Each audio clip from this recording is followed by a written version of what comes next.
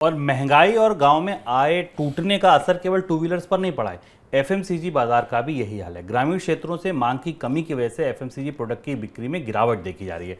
Retail intelligence platform वाइजोम की report कहती है कि अगस्त के मुकाबले सितंबर में एफएमसीजी प्रोडक्ट की बिक्री में 9.6% की गिरावट आई है और इसमें भी ग्रामीण क्षेत्रों की बिक्री 14.3% घटी है। देश में एफएमसीजी के कुल जितनी बिक्री होती है उसमें ग्रामीण क्षेत्रों का जो हिस्सा है वो 65 से 70% रहता है। सर, यही वजह है कि एफएमसीजी के वॉल्यूम्स भी लगातार गिर रहे हैं। हाँ, हमने एफएमसीजी पर इससे पहले भी चर्चा की थी और इस बात की संभावना कंपनियों की तरफ से भी जारी की गई थी। अगर आप मनी सेंट्रल को करीब से देख रहे हैं तो आपको पता होगा कि हमने दो तीन दिन पहले ही इस बात पर चर्चा की थी कि प्रमुख एफएमसीजी कंपनियों को महंगाई का दबाव एफएमसीजी की डिमांड पर बना रहने की आशंका थी और वो अब अभी हमारे सामने आ रही है, क्योंकि करीब करीब ग्रामीण इलाकों से लगभग 14% के आसपास मांग में गिरावट आई है। आमतौर पर एफएमसीजी कंपनियों के लिए, एफएमसीजी का मतलब जो साबुन, तेल, मंजन जैसी बनाने वाली कंपनियां और फूड प्रोडक्ट्स की कंपनियों के लिए ये मौसम सबसे महत्वपूर्ण मौसम होता है और सितंबर के आंकड़े हमें अब अक्टूबर और नवंबर के आंकड़ों के मामले में बहुत ज़्यादा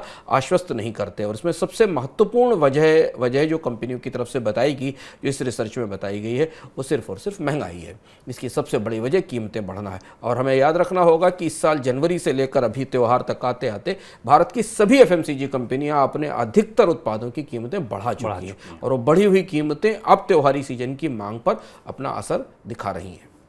जुलाई के दौरान देश में सर्विस पीएमआई 6 महीने के निचले स्तर पर आ गया है। हालांकि पीएमआई का आंकड़ा अभी भी 54.3% पर है। अगस्त की तुलना की जाए तो इंडेक्स काफी नीचे है। अगस्त के दौरान सर्विस पीएमआई 57 के ऊपर चला गया था। एग्जैक्ट अगर आप पूछे तो 57.2 पर था।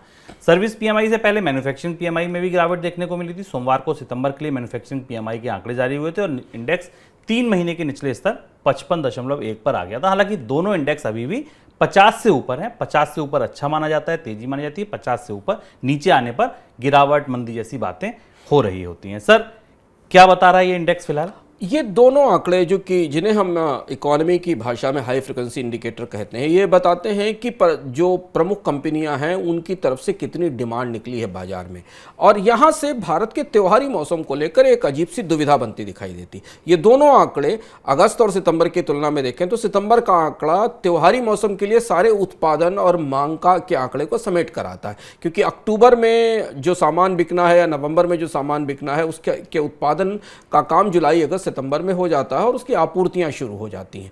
सर्विसेज पीएमआई में बड़ी गिरावट है। हमें याद रखना होगा कि भारत की अर्थव्यवस्था में 60% हिस्सा सर्विसेज सेक्टर का है। सबसे ज़्यादा नौकरियां यहीं से आती हैं और सर्विसेज पीएमआई में ठीक उस महीने कमजोरी आना, गिरावट होना, जबकि त्योहारी मांग का समय था, जो मौजूदा रुख है उसको कंट्राडिक्ट करता है, उससे असंगतपूर्ण लगता है। और इसी तरह से हमें मैन्युफैक्चरिंग पीएमआई में भी कि जब त्योहारों की दृष्टि से उत्पादन बढ़ना चाहिए तब मैन्युफैक्चरिंग सेक्टर के उत्पादन में गिरावट का संकेत त्योहारी मौसम के लिए अच्छा नहीं है और शायद हम फिर यही कहेंगे कि रिजर्व बैंक इन चीजों को करीब से समझ रहा है और इसीलिए रिजर्व बैंक ने आने वाली 2 तिमाहियों के लिए भारत की आर्थिक विकास दर में 5% से नीचे की दर आंकी थी, जो कि आमतौर पर संभावनाओं के विपरीत थी। और तब हमने अपने कार्यक्रम में कहा था कि रिजर्व बैंक को त्योहारों से उतनी उम्मीद बनती नहीं दिखाई दे रही है। बाजारों में जितनी उम्मीद या विशेषज्ञों को जितनी उम्मीद दिखाई दे रही है, रिजर्व बैंक त्योहारों की मांग को लेकर कंजर्वेटिव या थोड़ा